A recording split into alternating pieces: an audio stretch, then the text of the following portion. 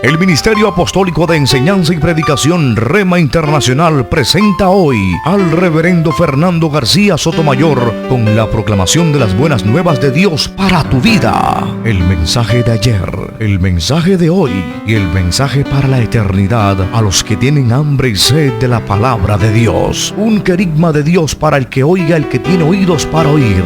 Escuche el dabar del Eterno a las naciones. Ahora es el tiempo para recibir el rema del Espíritu Santo a tu espíritu. Escuchemos con fe la memra del Señor para el alma.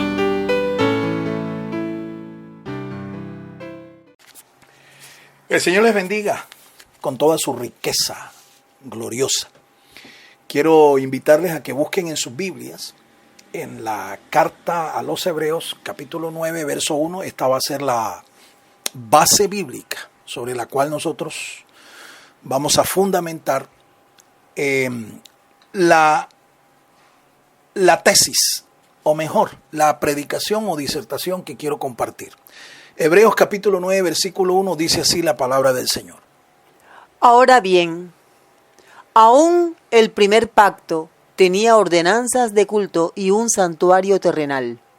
Amén. Dios nos bendiga a todos por medio de su gloriosa y poderosa palabra. Oro al Señor para que su Santo Espíritu esté abriendo nuestro entendimiento y nosotros podamos recibir esta palabra implantada y que ella lleve frutos para la gloria del Señor. Oro al Señor para que su Espíritu Santo me asista y me guíe en esta disertación. Disertación que he titulado El culto cristiano contemporáneo. Vamos a introducirnos en unas ideas que nos van a ir llevando poco a poco, de una manera progresiva, de estos pensamientos iniciales a los argumentos centrales sobre los cuales quiero hoy enfatizar sobre lo que es el culto cristiano contemporáneo. Escuchemos estos pensamientos iniciales. Una de las bendiciones dadas por Dios al pueblo de Israel fue la de rendirle culto a Él. Esto lo expresa con claridad el apóstol Pablo en este pasaje. Así es una enorme bendición poder rendirle culto a nuestro Creador. Esto es una bendición que Dios se la otorgó exclusivamente al pueblo de Israel. Habiendo tantas naciones, por lo menos 70, según el libro de Génesis, en el capítulo 10, 70 naciones, Dios haya escogido a Israel y a ellos concederles el privilegio de rendirle culto a Él. Es un culto que, según el apóstol Pablo, que se cree que fue el escritor de esta epístola, la epístola a los Hebreos, le fue concedido a Israel y recibió además de esto instrucciones para hacer un culto agradable al Señor. Esta misma bendición pues ha sido transferida hoy en día a la Iglesia de Jesucristo como la entidad única llamada por Dios e instruida por Dios para rendirle también culto a Él. Enorme privilegio, gran privilegio que no lo tiene todo el mundo. Porque aunque el mundo crea que le rinde culto a Dios mediante un rito religioso, es en realidad el culto ofrecido a Dios bajo sus normas, bajo sus ordenanzas, la que a Él le agrada. Y es la iglesia cristiana, la heredera, ¿sí?, la que recibe el legado del pueblo de Israel para rendirle culto a Dios en cualquier parte de la tierra. Un culto para un hebreo piadoso es un acto de servicio, de sacrificio y ofrenda a su Dios. Así que para estudiar el culto cristiano contemporáneo, Israel debe ser nuestro punto de referencia. Así es. Mi amado hermano, el culto no lo inventó la iglesia primitiva, ni mucho menos la iglesia romana, ni la iglesia presbiteriana, ni la iglesia metodista, ni la iglesia anglicana, ni la iglesia ortodoxa. El culto lo inventó Dios y el pueblo de Israel aprendió cómo rendirle culto a él. Entonces, al hablar del culto cristiano que hoy en esta época contemporánea se le rinde a Dios, necesariamente tenemos que mirar la forma como lo hacía Israel. ¿Por qué? Reiteramos, porque fue Israel el llamado pueblo del culto, un reino de reyes y sacerdotes al que Dios constituyó para que le rindieran alabanza y adoración a él. La vida de un judío piadoso giraba en torno al culto. Ahora, el culto cristiano es una serie de acciones, de actos puestos en práctica por los adoradores, la congregación. El conjunto de estos actos configuran el culto. Así es. Entonces un culto no es solamente cantar alabanzas, traer ofrendas al Señor, escuchar una disertación. El culto es el conjunto de todas estas cosas. No es una de estas partes más importante que la otra. Todas son importantes. En asociación, en conjunto, entonces, estas cosas configuran lo que es el culto al Señor. Rendir culto a Dios, entonces, debemos entenderlo como algo que no es ritual, que se convierte en una especie de rutina cotidiana. No, es más que eso. El culto es más que eso. Es un momento en el cual el pueblo tiene la oportunidad de encontrarse con su Dios para rendirle culto a Él, para fortalecerse en Él, para dar todas las expresiones visibles de su piedad, de su fe al Dios al cual ellos están sirviendo. El culto no es solo himnos, oraciones y ofrendas. El culto es la suma de todas estas cosas. Ninguno es aislado, ninguno tiene más valor que otro. Teniendo claro lo que es el culto, conozcamos algunas sugerencias para ofrecer un excelente culto a Dios. Primero, bien, estas son sugerencias, no es un patrón para que usted le rinda culto a Dios, sino unas sugerencias que hay que tener en cuenta porque son importantes al rendirle culto al Señor. Escuchemos. Número 1. La congregación es el principal adorador a Dios. Número 2. El culto requiere de un administrador sabio y de buen testimonio. Y número 3. El culto requiere de un buen lugar. Como usted puede escuchar, entonces, cada una de estas sugerencias realmente son importantes. Vamos a enfocarnos entonces en la primera que estamos aquí recomendando. La congregación es el principal adorador a Dios. El ministro principal, el pastor, debe educar a la feligresía periódicamente para este fin. Muy bien. El pastor no solamente es el principal magistrado, el principal ministro en una congregación. El pastor debe ser el maestro, el pedagogo de su congregación y debe instruir a la iglesia para que aprenda a rendir culto a Dios.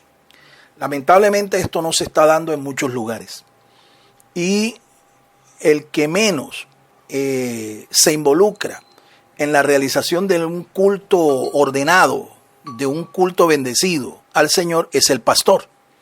Por eso estoy así, de esta manera, dando una recomendación. Si usted es un ministro, usted está escuchando esta disertación, conviértase usted en un estudioso de lo que es el culto en todas las escrituras y conviértase en un pedagogo, en un maestro para su congregación, para que su congregación realmente se convierta en un oferente, se convierta en un adorador grato ante la presencia de Dios. Y cada vez que la congregación se reúna con un objetivo claro, con una enseñanza clara sobre la forma en que debe rendir culto a su Creador.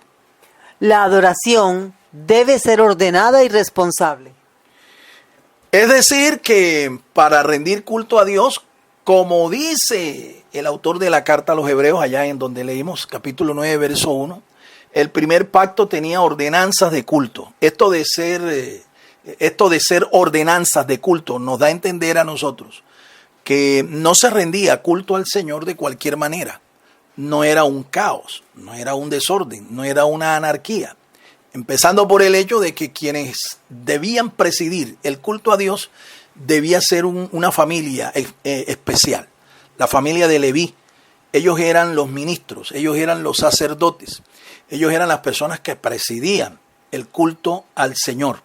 De igual manera, en una congregación cristiana tiene que haber alguien que presida un tiempo de culto al Señor, porque de lo contrario el culto se va a volver en un mapalé, en una anarquía, en un desorden terrible.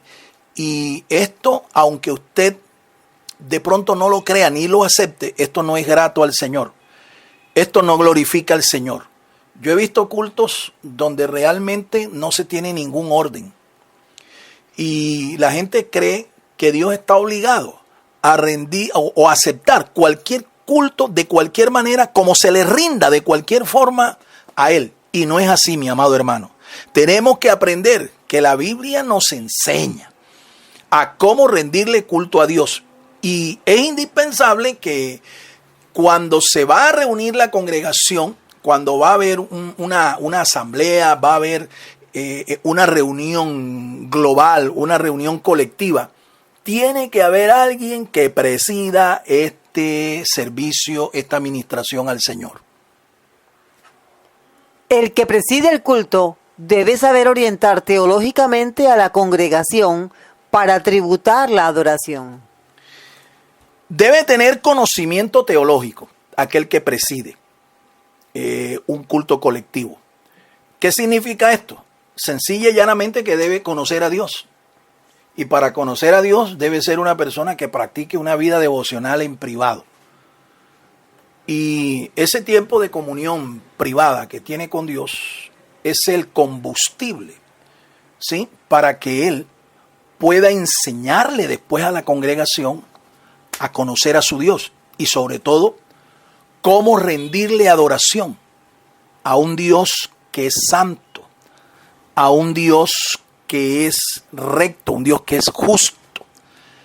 Porque, repito, no se puede aceptar la idea de que alguien presida un culto colectivo en una iglesia local o un conjunto de iglesias que se reúnan, por ejemplo, a rendirle culto a Dios. No es aconsejable, no encaja la idea de que quien presida sea una persona que ni practique una vida devocional en privado, ni mucho menos conozca al Dios a quien está adorando. Lastimosamente, nosotros vemos en nuestros días que hay gente que cree que presidir un culto al Señor es tener dominio de una plataforma, una personalidad de plataforma, manejo de la conciencia colectiva, manejo de la multitud. No, o a veces incluso tener capacidades histriónicas, capacidades artísticas, teatrales, ¿sí?, para ser un buen animador, un buen arengador. Pero no, mi hermano, lo único que Dios requiere es que tú le conozcas y que este conocimiento se lo puedas transmitir a la congregación. El pastor principal debe haber designado un administrador de cultos. Así es, esto se llama orden de culto. Debe designar, y esto se debe planificar en lo sucesivo, preferiblemente programaciones de un mes o para 2 meses o para 3 meses, pero se debe planificar. El pastor entonces debe tener una agenda y en esa agenda debe planificar las reuniones de culto que tenga la iglesia para que cada quien sepa cómo va a hacerlo y cuándo debe hacerlo y prepararse para ese momento. Segundo, el culto requiere de un administrador sabio y de buen testimonio. Un buen administrador de culto muchas veces es lo que se requiere para que una congregación realmente presente a Dios un culto grato, un culto que se haga decentemente y en orden. Un buen administrador. En Israel lo había. En Israel por lo menos había un reglamento incluso, ¿sí?, para regular los tiempos, las personas, las familias sacerdotales que iban a ministrar, los días que iban a hacerlo, etcétera. Quiénes eran los cantores, quiénes se iban a dedicar a lo que era la presentación de los sacrificios, etcétera, etcétera. Todo un orden, bajo un reglamento, todo presidido por un director de culto. El administrador del culto debe saber reconocer las diferencias entre los miembros de la congregación. En una congregación cristiana, nosotros vemos una multitud que es heterogénea. Es decir, nuestro auditorio no es homogéneo. No es como en el caso de Israel, que todos eran de una misma nación y tenían cada uno su procedencia de una familia. Era un clan familiar. Así que todo el mundo sabía quién era y todo el mundo sabía quiénes eran los demás, ¿sí? Y todo el mundo conocía quién era esa persona. Se conocía incluso por nombre, en las escrituras está, hasta aquellos que presidían los cultos y quienes eran los directores de canto. Esto se conocía. Se conocía la familia que ministraba en un mes, los 30 días del mes, y se conocía también las familias que ministraban las 24 horas del día. Es decir, había un conocimiento de quién era cada quien. Es igual, alguien que preside hoy un culto debe saber discernir que en una congregación, cuando hay un culto colectivo, hay distintas personas, distintas clases de personas. Hay hombres, hay distinción de sexos, ¿no? Hay hombres, hay mujeres, hay niños, hay adultos, hay mayores, ancianos mayores, hay incluso extranjeros o extraños. Es decir, gente que no pertenece a la membresía de la congregación. Es importante que el director, el que preside el culto, sepa incluso quién es cristiano y quién no lo es. Quién es un creyente nuevo y quién es un creyente ya maduro. Quién es un recién convertido y quién es una persona que apenas está en un programa de discipulado. Todas estas cosas debe conocerlas de su auditorio el que preside el culto. El administrador debe aplicar la empatía mientras ministra. Así es, eso de ser empáticos no se trata solo de ser simpáticos a todos los demás, no, sino que debe saber colocarse en el lugar de cada uno de los participantes del culto.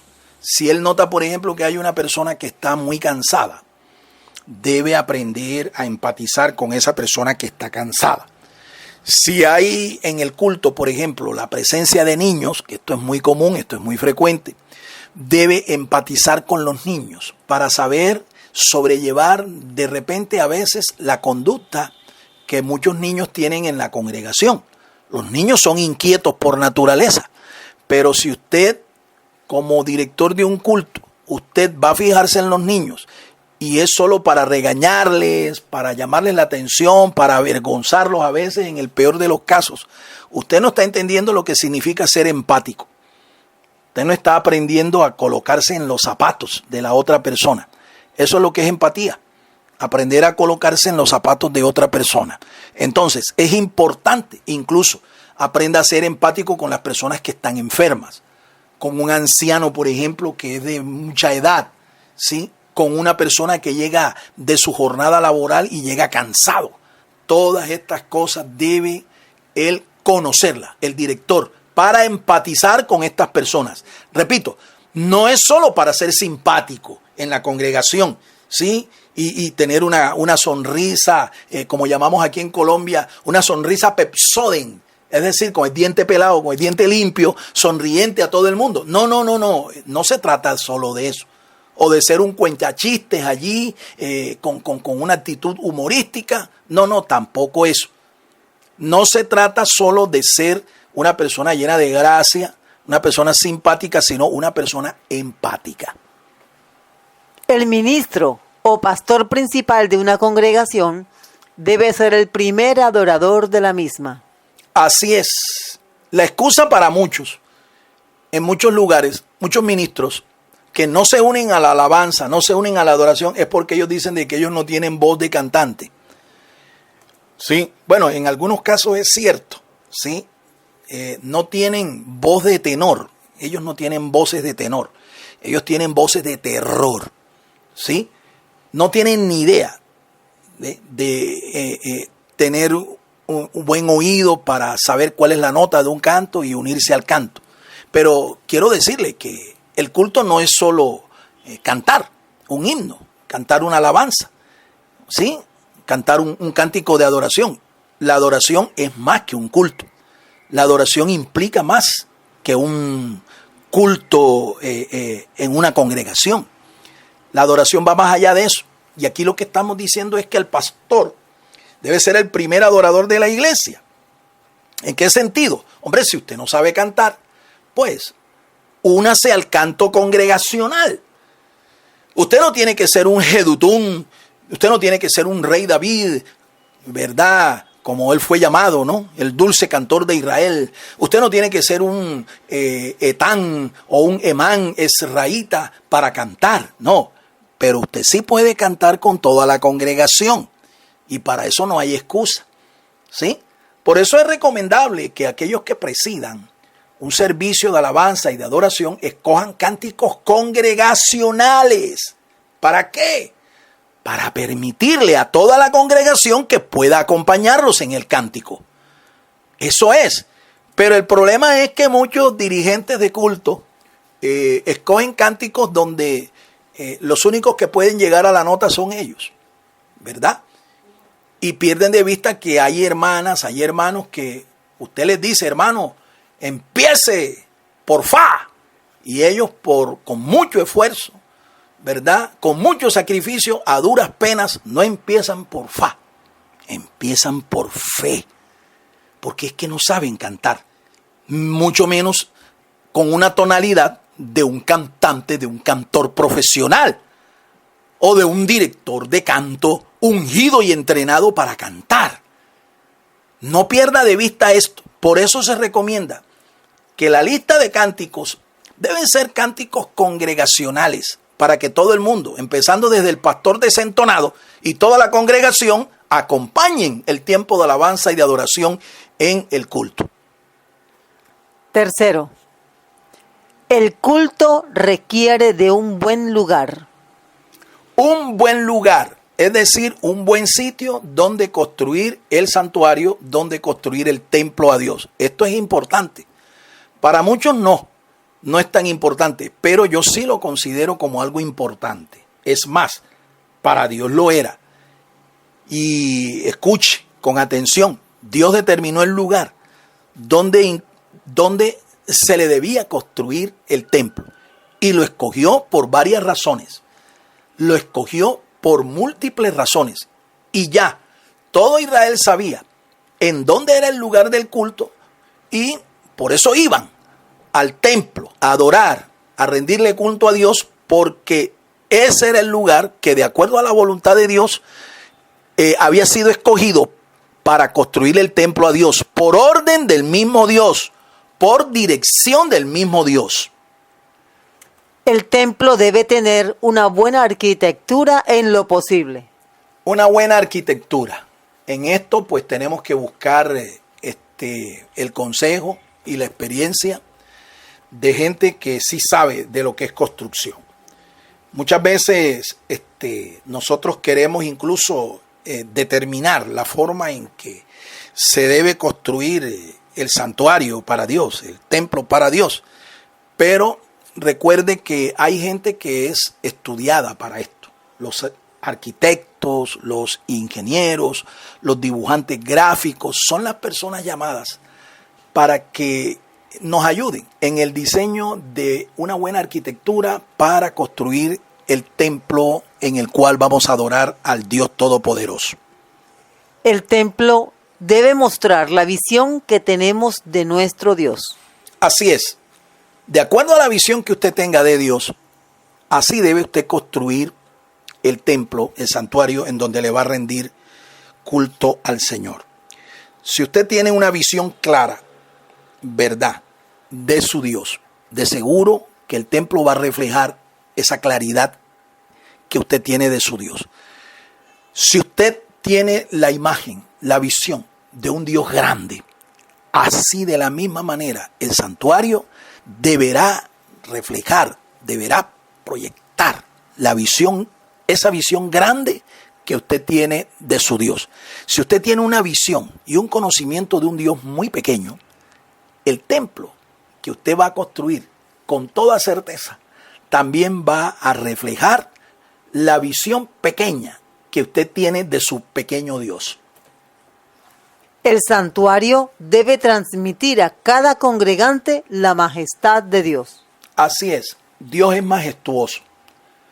El templo de Jerusalén lo era, una majestuosidad de templo. Bueno, excepto el segundo templo, el templo que construyó Zorobabel, Esdras y el grupo de personas que regresaron en el segundo viaje, en el segundo retorno de Babilonia a la tierra de Judá. Ese templo no era majestuoso, ¿sí?, en comparación con el templo de Salomón, pero el templo de Salomón era una obra majestuosa, era una edificación majestuosa. Y años después, el templo que reconstruye Herodes el Grande, el rey Herodes el Grande, el templo que construye o reconstruye allá en Jerusalén, que fue destruido en el año 70, también se dice que era una joya arquitectónica. Los arqueólogos que han descubierto los restos de ese templo nos hablan de la grandeza y de la majestad de ese templo. Por eso fue que este templo se llegó a constituirse en el orgullo nacional de Israel, ¿sí? Empezando por el hecho de que en la puerta del templo, que no era una sola, había en una de sus entradas principales una vid de oro que donó el mismo rey Herodes, ¿sí?, para Dios, y la colocó ahí en el templo, en el majestuoso templo de Jerusalén. Empezando por allí, se dice que entre piedra y piedra que se constituyó en los fundamentos, ¿no?, en los ladrillos de ese templo, se acuñaron piedras preciosas, oro, toda clase de joyas, entre piedra y piedra. Un templo de unas proporciones gigantescas. Un templo que tenía por lo menos 12 pórticos. Escuche, 2 de ellos se mencionan en el libro de los Hechos. El pórtico de Salomón era uno de ellos, también se menciona en el Evangelio de Juan capítulo 10. Y la puerta o pórtico llamada La Hermosa. Mire la majestuosidad de este templo.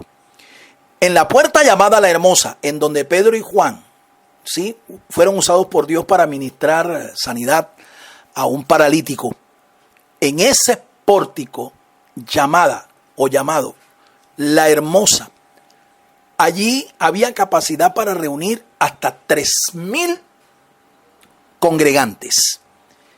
Y había otro pórtico, ya lo mencioné, se llama el pórtico de Salomón. Aquí era el lugar donde la iglesia primitiva se reunía. Ellos no construyeron capillas, ellos no construyeron templos ni catedrales, la iglesia primitiva. Ellos se reunían en la puerta o en el pórtico de Salomón. Y allí, dicen los historiadores, que había capacidad de reunir hasta 5,000 personas. Imagínese usted en las inmediaciones de la puerta. Ahora imagínese usted en ese templo. Estas dimensiones nos hablan de la majestad majestad de este templo, lo majestuoso de este templo. Por eso fue que cuando el templo fue destruido, esto causó tanto dolor, esto causó tanta tristeza, ¿verdad? Y prácticamente desintegró la fe judía. Pero gracias al Señor, ya la iglesia primitiva había entendido que lo más grande no era el templo, lo más grande era la presencia de Dios en el templo. Y por eso ellos, cuando vieron el templo destruido, ellos recurrieron a reunirse en las casas. Después pasaron a reunirse en las sinagogas de los judíos, hasta que después del finales del siglo I, los judíos los echan de una manera diplomática de sus sinagogas. Ellos comienzan a ser perseguidos. Lo mismo que los judíos comenzaron a ser perseguidos por el Imperio Romano y empezaron a reunirse en cuevas, en catacumbas, en lugares escondidos. Sí, porque no había templo, ni siquiera se podían reunir en las casas, ni siquiera se podían reunir en las sinagogas.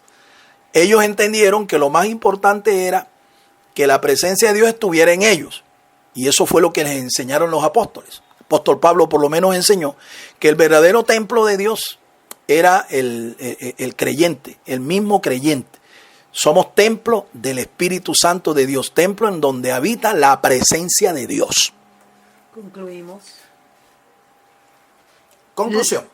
La adoración es una acción unida y que unifica al pueblo de Dios. Un administrador de culto sabio se esforzará en lo posible para incluir en el culto a todos los congregados. No quiere decir esto que todos pasen al altar, sino que todos se integren al culto. Debemos sacar la idea que hay en muchas mentes de muchos creyentes, que el culto no es más que un deber que hay que cumplir para no pecar, pues esta ha sido la razón más poderosa por la cual mucha gente falta a los cultos. Han caído en una rutina litúrgica. El culto es más que un rito. El culto es una experiencia viva y espiritual con el Señor. Amén. Con estas palabras pues queremos concluir. Quiero enfatizar en el hecho de que los que presiden los cultos colectivos, los cultos congregacionales, deben ser gente que se preocupe mucho por incluir a todo el mundo en el tiempo de alabanza y de adoración.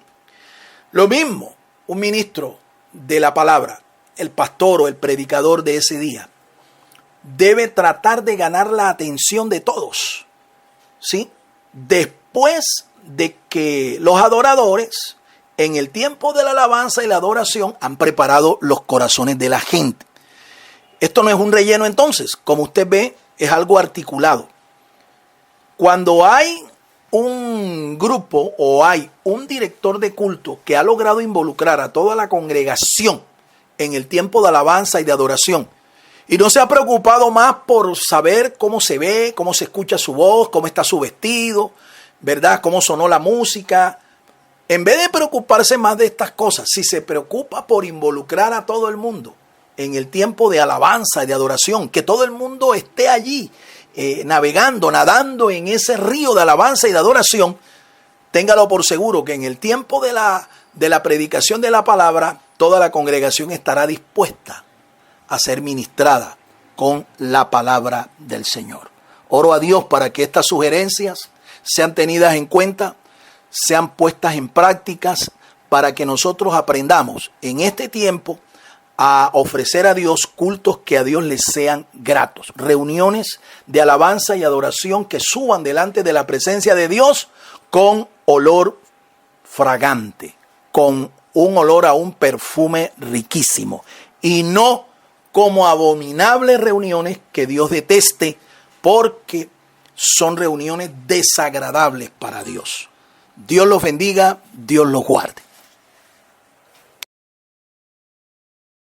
El Ministerio Apostólico Rema Internacional pone a disposición esta predicación. Ofrecemos ministración a simposios, seminarios, campañas evangelísticas, educación globalizada sana y de carácter interdenominacional. Escríbanos a ministerioremainternacional@gmail.com o llámenos al celular 316-270-7181.